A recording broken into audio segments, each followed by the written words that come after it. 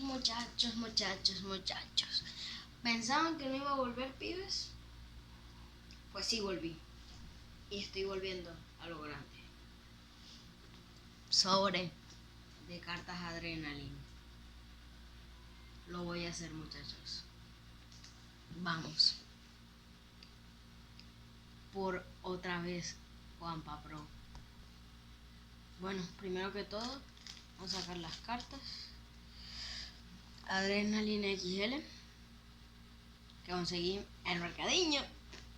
Pilotos. Bueno, no hagamos promoción. La primera carta que nos ha salido de mi país, Colombia. Mateus Uribe, 87,5. Joelinton. ¡Ojo! Foden. Berratti.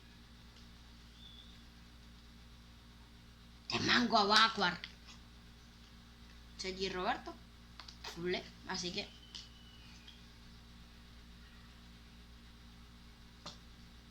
Y me van a poner a Bellingham de 99. Zule. Paredes. Sergio Rochet. Uy, arquero.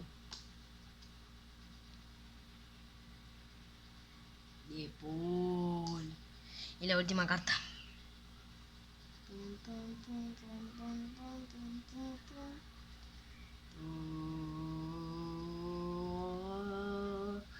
Juliana.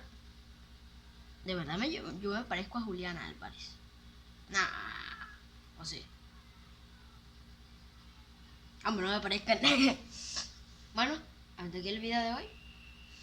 Recuerden, estos 2 meses que no estuve con ustedes, los voy a revivir aquí con Juan Pablo otra vez. Pásense por Sammy P, por Purgu Albums. Purgu Albums